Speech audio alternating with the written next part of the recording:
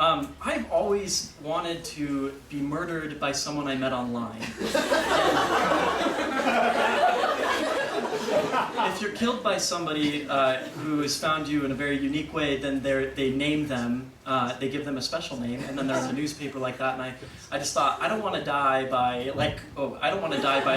being in my bed or a car accident. I want to die by like the Craigslist killer or something. But the thing was, I thought that the person that was going to kill me was going to be through, at the time when I finally resorted to online dating, or like cat purchasing or something. But my friend and I last year decided that we were going to attempt couch surfing because I'm not getting any younger, and so we started surfing profiles online, which it really is like a dating service, and we found some people who we thought looked nice, and we set out our feelers, and we were really excited about this, and we found Serhi in Eastern Europe, and Serhi seemed like a very nice man, but right before we got to his place, my friend Matt looked at his profile once again and noticed that he said in his profile, to our horror, "I have one room that I can share with it.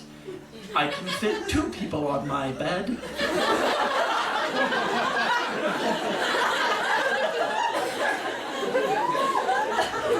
So we did what we always do whenever we're faced with really uncomfortable information. We immediately logically started assuming different meanings to all of the words that we had read. And, bed, he meant palace, and I can fit 2 people in my palace. And so it was too late, so we knocked on his door and he brought us in, and unfortunately we were wrong because he walked us up to the world's smallest bed, pointed at it and said, "I think we all 3 can fit in this bed." So we got in.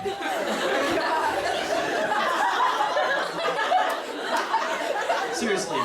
It is easier to be uncomfortable and put yourself in a position where you're likely to be murdered by an axe murderer in your sleep than be offensive. So we got into that bed. And Sarah, he went to the other room to eat or something, and he said, "Go ahead and go to sleep if you want, I'll be in a little while." So Matt and I laid down on this bed, and we both realized that when Sarah, he walked into that room, there was no way we were not going to start laughing. Because one of the greatest tragedies in life is that the amount you're not supposed to laugh is directly proportional to the amount that you feel the need to laugh. And anytime you're put in a position where it's inappropriate to laugh, everything funny you've ever heard or experienced in your entire life comes to your brain at once. And so I'm laying in this bed and I am doing everything I can to think about sad things like animal abuse and my future.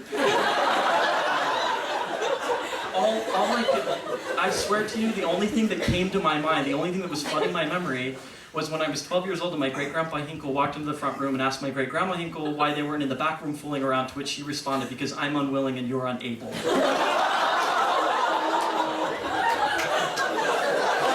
And I've had commitment problems ever since. Then Matt and I started having a conversation that sounded an awful lot like the very regretful, nervous thoughts of a woman on her honeymoon night in the bedroom waiting for her new husband to come. "Matt, what were we thinking? We hardly know this guy. Why didn't our family stop us? We met him online. Maybe if we pretend to be asleep when he comes in, he'll leave us alone."